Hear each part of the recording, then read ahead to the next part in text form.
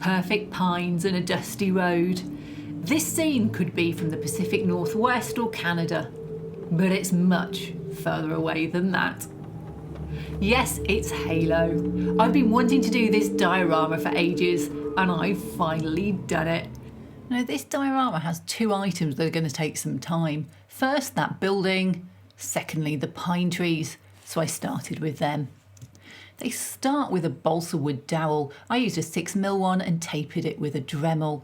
I followed up with a spike so I could mount it, and then scraped it with a fine-tooth saw and got rid of the fuzzies. That just put some bark texture on. I used 28 gauge wire to make a little top knot. You just can't get the balsa wood thin enough, and then use it to make all the rest of the branches. These are very simple. I make a hole and then just stuff in a bit of wire. For the bigger branches, I fold the wires in half and twist the ends and do the same. Use either white glue or super glue for this. Trim them to length, and then, still look a bit like twisted wire. You can cover that up with latex. One layer on its own isn't enough, but if you add a bit of sawdust, this thicker layer will make a big difference. Once it's dry, add some brown paint, and then I put a light dusting of black as well to darken it a bit. I sprayed the ends of these branches and used 10 to 12mm static grass to add the finer detailed ones. A hairdryer makes sure they all droop downwards, just like the video. Clean up the trunk and then add some vegetation. I used Woodland Scenic's conifer coloured coarse foam to bulk it out first, and then I did the same with their conifer needles. Cleaned up the trunk and then sprayed it with matte sealant. Job done. I've done a more detailed step-by-step for patrons and channel members. Next up, the building. Now, you won't see this in the actual game. They've changed the art style since the trailer. But I designed it in Blender. Blender's free, it's very powerful, and it does shapes like this very well. And then I 3D printed it. It would have been quicker in resin, but I just got a brand new 3D printer that was filament. So I printed it with that, removed the supports, and the clear bits are clear ABS. The whole thing's printed in ABS. But then I had to sand out the layer lines. If you just sand, you'll take the tips off, but if you use something like a spray putty, this is Motip spray putty, then it fills the gaps. When I was happy, I glued my pieces together so I could fill that gap and clamped everything and let it just set. It's the advantage of ABS. Test fit everything, cleaned out my tolerances. It's all just push fit. It doesn't really need gluing. And then I was good to go, I thought. I sprayed it with some primer, resanded. I sprayed it with some more primer, resanded. I sprayed it with some black gloss, resanded. Sprayed it again with black gloss, and this time I called it good and put the chrome on. The last thing was a coat of aqua gloss. Now I wanted to create this light effect, and this is what I came up with. I used NeoPixels, which are RGB programmable LEDs, and I powered them with an Arduino.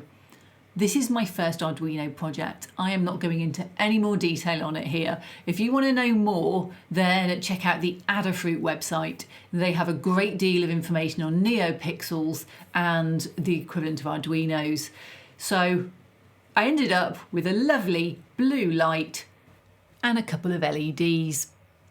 For my base, I just used foam. I love it. It can be carved, and it's nice and easy and lightweight. This is going on a top shelf after all.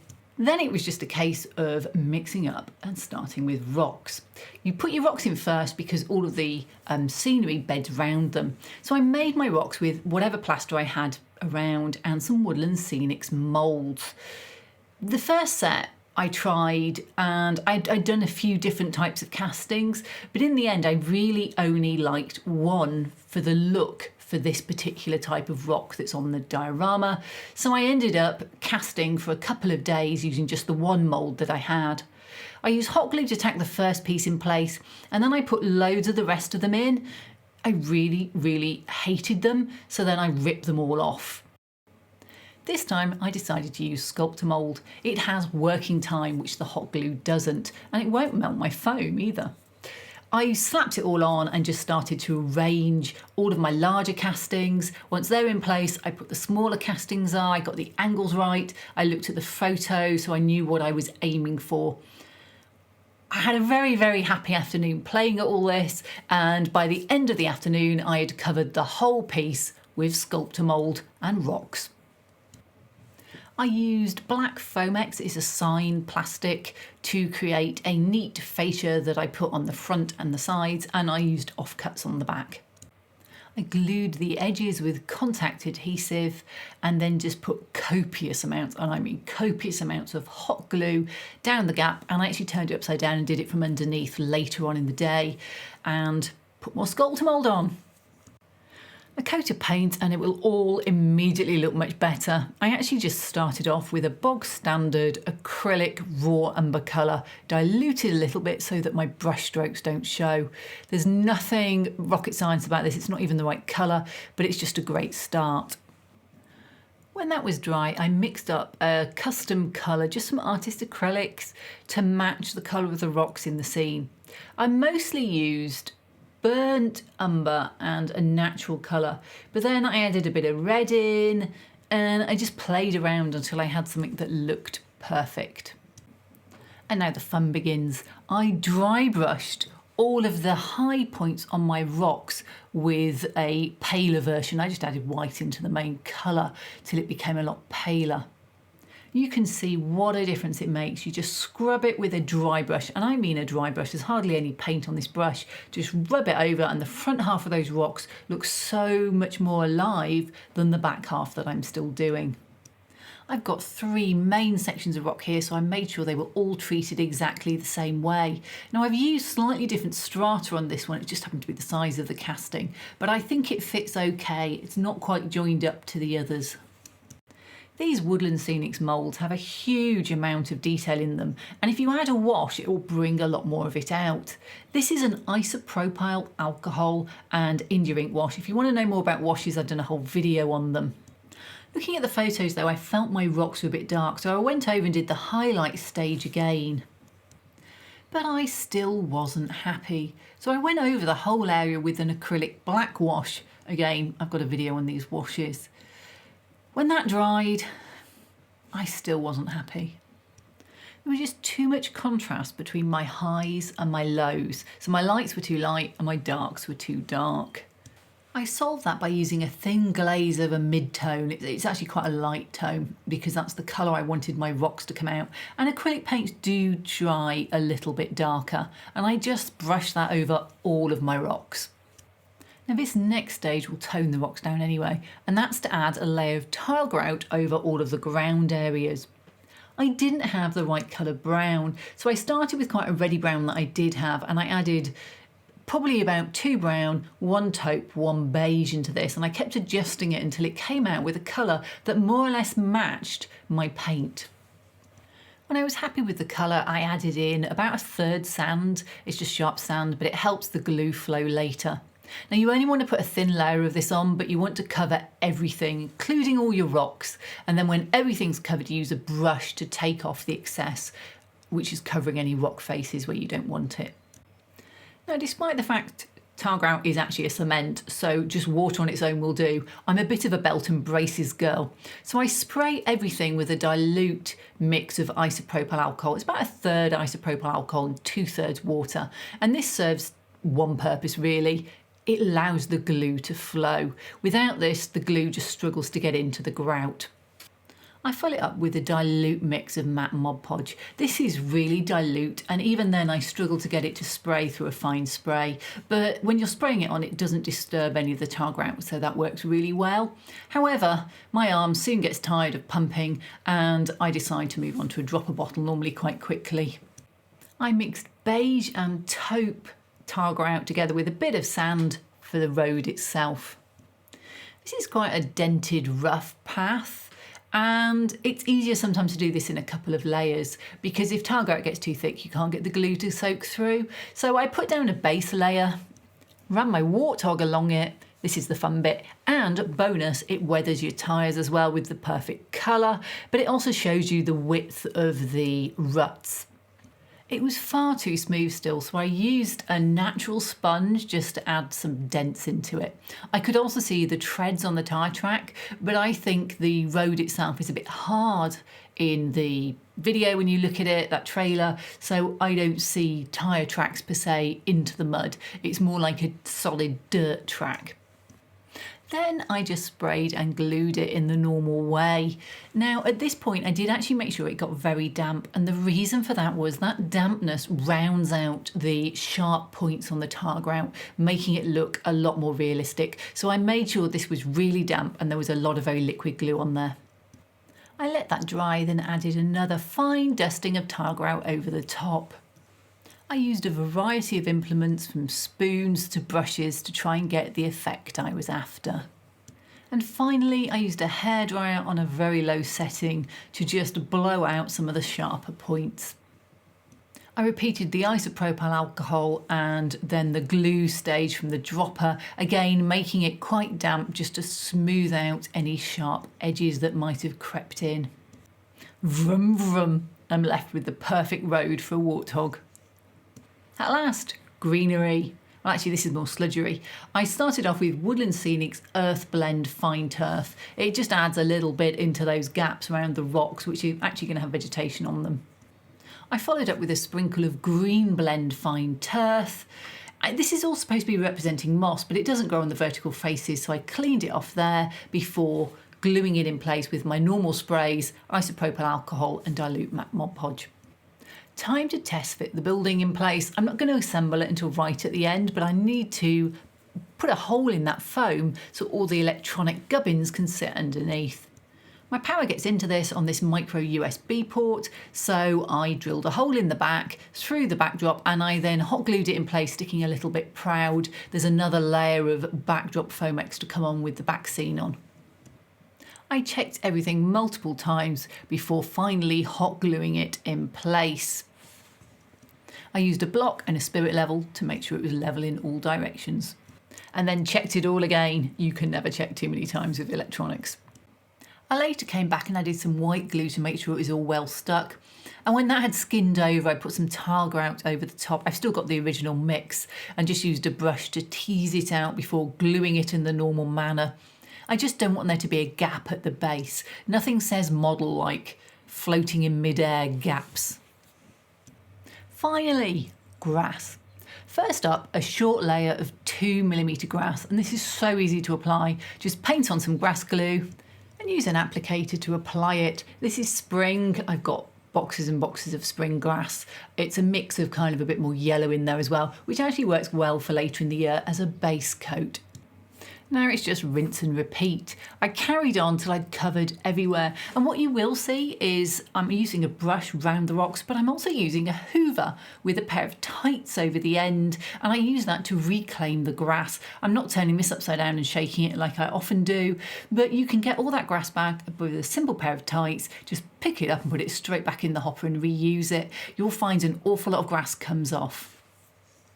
I'm using 6mm for the next layer, but I have two colours, so I mixed them up in cups to make sure I had an even mix throughout and I didn't end up with a patchy look because the grass looks the same colour in the picture throughout the whole scene. Then I had a bit of a dilemma. I want to go round all these rock faces. I need to put grass on top of that green grass, but I don't want to spray because it will just go all over the rock faces and my grass might stick to those. I wanted a glue I could drip on, but all of my grass glues are too thick. So in the end, I diluted 50-50 matte Mod Podge and water and put on 6mm beige grass. Astonishingly, my grass actually stayed upright, but a top tip is you're going to hoover it anyway to get off the excess grass, and you can suck your grass upright as long as one end is grabbed in the glue if it's starting to tip. This was on so densely, the grass didn't fall over. It was wonderful. I was actually quite impressed, and this is a very cheap way of doing grass glue over the top rather than, say, a more expensive layering spray. Having said that, I did use the layering spray to put just an extra amount onto this really tall grass. Any glue I'm going to put on is going to sink to the bottom, and I just wanted some drifts of extra detail in some areas. A little bit of a suck with a hoover and it all stood upright. Result, but it's the wrong colour still. Not to worry, I own an airbrush. This is Vallejo Golden Olive. It's a lovely green and it's just the perfect colour for this. meadow that's in the photos. So I sprayed it everywhere. I don't mind if there's odd patches, if it's not totally even, if some bits look a little bit more dead than others, but I changed the bulk of the colour to this olive. There's some kind of flowering plant around some of the rocks, so I did that with some coarse ground foam. It's Woodland Scenics light green, just sprinkled on and then tamped down because it sits on top of the grass otherwise. I also added some Woodland Scenic snow to mimic the white flowers you can see, a really fine dusting. Now I made a ton of bushes for my bushes video, starting scenery, as part of that course. But these are basically a blob of white glue and static grass just built up on top, and that's it. So it's just static grass, ground foam and hecky leaves in that instance. I pull a piece off with a pair of tweezers and then just put it in place with a blob of white glue. Now the trick here is to make sure it's well tamped down into the grass because the bushes are growing out of the grass. But because they're actually made of static grass themselves, they do go down really easily and sink into it rather than sitting on the surface. For the really big bush on the hill, I used a piece of polyfibre. It's Green Woodland Scenics polyfibre with the same, it's got ground foam, then hecky leaves on top. When all the glue was dry, I gave a final seal coat with a hobby and craft sealer. At last I put the LED strip in the big cavity and put the clearish ABS insert on top and just jammed it into place. There's no glue holding the vast majority of this building, it's all just push fit with the design. So that went in there, and then I pushed the building upright into its holding sprockets. Before I glued that front piece on, I covered any red wires that were showing with just silver paint. And look, I'm still testing it to make sure that it works before everything gets glued in place. A few dabs of super glue, and that front piece went in too. The final backlights just push fit in place. Time to plant some trees. I just drill a hole with it's one of those hand drills, and then I leave it in place so I know where the hole is, pull it out and push in my spike at the bottom of the pine tree. I didn't even bother gluing them, they're so firmly attached. But it wouldn't be Halo without the Master Chief. I used a Hot Toys UNSC Warthog for his vehicle. I just plastered it very liberally with neutral enamel wash. This is going to be very dusty and hidden mostly by dust cloud. I did have a few problems with sizing the Master Chief to go in there. This was a fully rigged model, I'll put the link down below. Beautiful to work with, I just bent him into the right shape. If you're wondering why they're biscuit coloured, I left them in the UV curing for a day, yes. So I tried this, cut him apart, didn't work. So I went back and I actually printed 4 or 5 of different sizes and cut his legs off in a 3D print program. And I was able to get the one that was just the right size for what I needed. I cleaned him up and then just painted him US olive drab, made sure I put some gold on his visor as well. He's not really very visible because he's on the far side of the diorama. And whilst I was at it, I painted the jerry cans red. Both the Master Chief and the jerry cans got a coat of neutral enamel wash. There's a massive dust trail behind the Warthog, so I used this polyfibre to make it. It already looked very much like the dust trail, it was in streaks and had little bobbly bits. I added a light dust colour to the back of the Warthog and especially around the wheel wells and at the front where all that dust has been billowing up. Then I sprayed the dust with the same colour. But when I put it in place, I just wasn't happy with the dust. I could see the fibres in the polyfibre. The actual shape is fine, I really like it, but it's around the Warthog itself. It looks like sprayed polyfibre.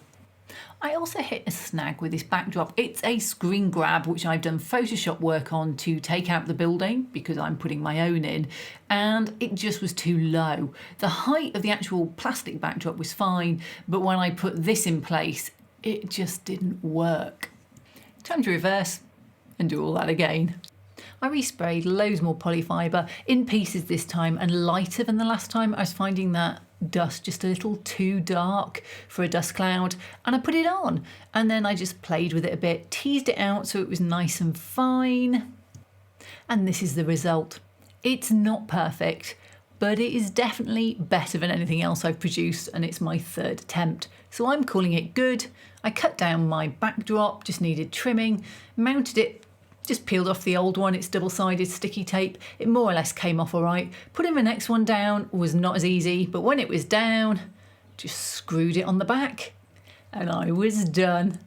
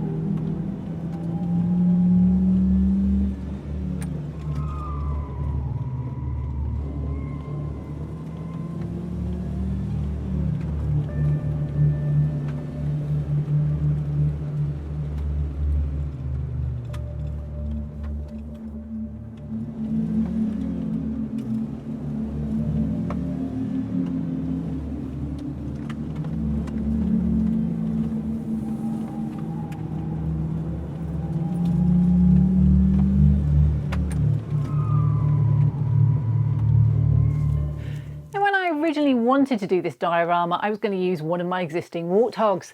I got this one for Christmas, World of Halo Infinite. I got this one, it's an old Revel kit, but in the end they were far too big. Can you imagine? See how small that one is? Imagine this one and the pine trees I would have needed to have done to get that on a diorama. But if you've got ideas what I could do with this one, I've got a couple of thoughts, but if you've got any ideas of what a diorama I can do with this massive, beautiful, and I've got a mongoose as well, then do let me know in the comments below. If you enjoyed this video, then consider checking out my starting scenery course. It's full of all the basics, which means you can build your own diorama from start to finish. I do put some more detailed builds along with a load of other stuff on my Patreon channel memberships if you're looking for something more. If you like sci-fi, then how about my Mandalorian? He's just creeping in up there. Both great fun dioramas to do, and I've really enjoyed it. See you next time.